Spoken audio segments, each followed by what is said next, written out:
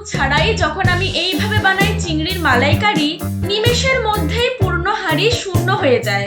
বলুন তো এ কি কেলেঙ্কারি? হ্যাঁ, ঠিকই শুনছেন, নারকেল ছাড়াও চিংড়ি মাছের মালাইকারি খুবই সুস্বাদুভাবে তৈরি করা কিন্তু সম্ভব। চিংড়ি প্রেমী হওয়ায় রান্নাঘরে যখন তখন চিংড়ি তো আসছেই, তবে সব সময় নারকেল কিন্তু থাকে না। তবে আমি যেভাবে রান্না করছি সেইভাবে রান্না করলে নারকেল ছাড়াও মালাইকারির আসল স্বাদ কিন্তু বজায় থাকে। নমস্কার বন্ধুরা, আমি তৃষ্ণা।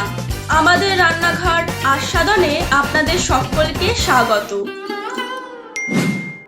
আজ আমি আপনাদেরকে নারকেল দুধ বা ফ্রেশ ক্রিম ছাড়াই শুধুমাত্র মিল্ক পাউডার দিয়ে চিংড়ি মাছের মালাইকারি বানিয়ে দেখাচ্ছি। চিংড়ির মালাইকারি বানানোর জন্য প্রথমেই আমি বাজার থেকে কিনে আনা চিংড়িগুলো ভালো করে কেটে পরিষ্কার করে নিচ্ছি। এই পিঠের মধ্যে সরু সুতোর মতো এক ধরনের ময়লা থাকে, দেখুন সেটা আমি হাতের আঙুলের সাহায্যে বের করে দিচ্ছি। এই ময়লাটা অবশ্যই চিংড়ি থেকে আলাদা করতেই হবে। এইভাবেই সমস্ত মাছগুলো আমি পরিষ্কার করে কেটে নেব। মাছগুলো কেটে নেওয়ার পর ভালো করে ধুয়ে নিয়েছি। এবার মাছগুলোর মধ্যে দিয়ে দিচ্ছি সামান্য লবণ, সামান্য হলুদ গুঁড়ো আর সামান্য একটু গোলমরিচ গুঁড়ো। খুব ভালো করে এবার মাছগুলো মাখিয়ে নিচ্ছি। মাছগুলোর খোসা আমি ছাড়াইনি, আসলে আমার মনে হয় খোসাগুলো রাখলেই স্বাদটা বেশি ভালো আসে। আর খেতে যাতে অসুবিধা না হয় তার জন্য পিঠের দিকের খোসাগুলো তো আমি কেটেই দিয়েছি। এখন মালাইকারির মশলাটা বানিয়ে নেব।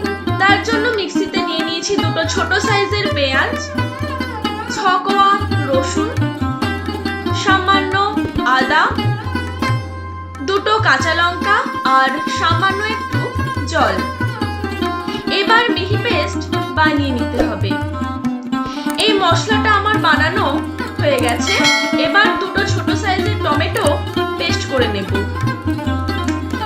টমেটো পেস্ট করা আমার কমপ্লিট। তাহলে সমস্ত মশলা আমার বানানো হয়ে গেল। মশলা এবং মাছ আমি রান্নার জন্য গুছিয়ে নিয়েছি। আর এখানে অ্যাড করেছি একটা মিডিয়াম সাইজের পেঁয়াজ। এবার রান্নাটা শুরু করে দেব। তার জন্য গ্যাস জ্বালিয়ে কড়াই বসিয়ে দিয়েছি। আর কড়াই একটু গরম হয়ে গেলেই বেশ কিছুটা পরিমাণ সাদা তেল দিয়ে দিলাম।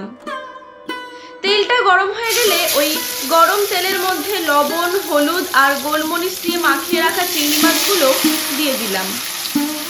গ্যাসের ফ্লেমটা হাই টু মিডিয়ামে রেখে মাছগুলোকে হালকা গোল্ডেন ব্রাউন করে ভেজে নিতে হবে। বেশি ভাজার কোনো প্রয়োজন নেই, আসলে বেশি ভাজলে মাছ শক্ত হয়ে যাবে। যেহেতু মাছগুলোর আকার খুব একটা বড় নয়, মাঝারি, তাই আমি এখানে সমস্ত মাছ একসাথেই ভেজে নিচ্ছি।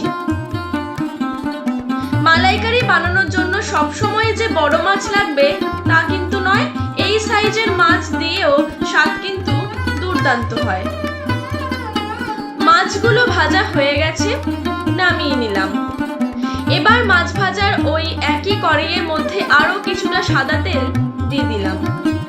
তেল গরম হয়ে গেলে ওই গরম তেলের মধ্যে দিলাম হাফ চামচ গোটা জিরে, একটা তেজপাতা আর দিলাম কয়েকটা এলাচ, লবঙ্গ আর কয়েক টুকরো দারুচিনি। 30 থেকে 40 সেকেন্ড মশলাগুলো ভেজে নেওয়ার পর সুন্দর গন্ধ যখন বের হবে তখন এর মধ্যে দিয়ে দিলাম কেটে রাখা পেঁয়াজ। গ্যাসের ফ্লেমটা হাইতে করে কিছুক্ষণ পেঁয়াজটা ভেজে নিচ্ছি। পেঁয়াজটা ভাজা হয়ে গেলে দিয়ে দেব বেটে রাখা আদা, রসুন, পেঁয়াজ আর কাঁচা লঙ্কার মশলাটা। এবার ভালো মতো কষাতে হবে।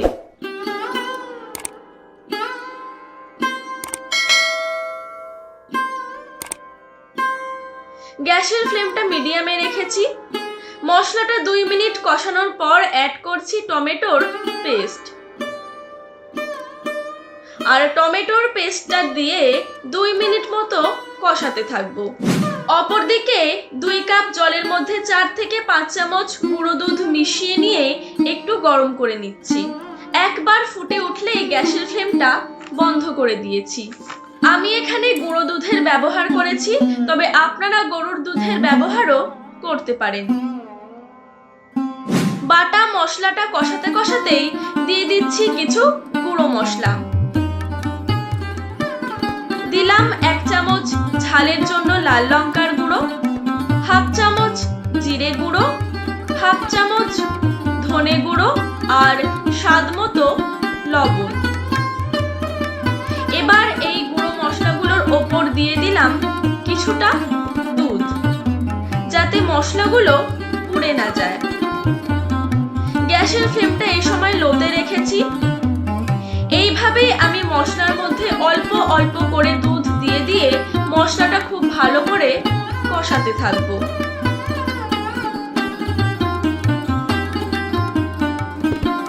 প্রায় 2 থেকে 3 মিনিট সময় নিয়ে মশলাটা খুব ভালো মতো কষাতে হবে।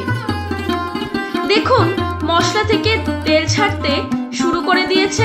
এখন আমি এর মধ্যে ভেজে রাখা চিংড়িগুলো দিয়ে দিলাম। মশলার সাথে চিংড়ি মাছগুলো ভালো মতো মিশিয়ে নিচ্ছি। মিশিয়ে নেওয়া হয়ে গেলে দিয়ে দিলাম দুধটা। দুধটা দিয়ে কিছুক্ষণ ফুটিয়ে নিয়েছি।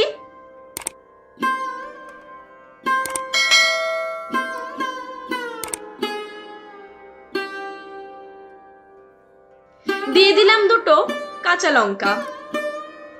এবার 3 মিনিটের জন্য ঢাকনাটা বন্ধ করে দেব। 3 মিনিট পর ঢাকনাটা খুলে দিয়ে দিলাম সামান্য একটু লবণ। লবণটাকে মিশিয়ে নিয়ে আরো 2 মিনিটের জন্য ঢাকনাটা বন্ধ করে দিলাম।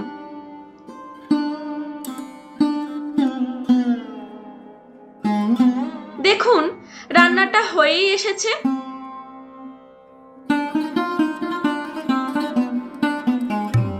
মালাইকারির মধ্যে একটা ঘন এবং ক্রিমি টেক্সচার কিন্তু চলে এসেছে।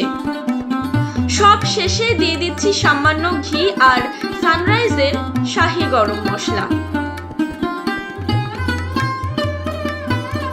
এবার গ্যাসের ফ্লেমটা বন্ধ করে 5 মিনিট আমি এটাকে স্ট্যান্ডিং টাইমে রেখে দেব। 5 মিনিট পর গরম গরম সাদা ভাতের সাথে গরম গরম চিংড়ির মালাইকারি সার্ভ করব।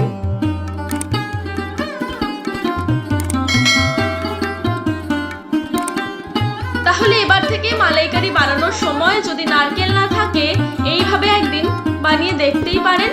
আশা রাখছি ভালো লাগবে। আমার ভিডিওটি শেষ পর্যন্ত দেখার জন্য অসংখ্য ধন্যবাদ।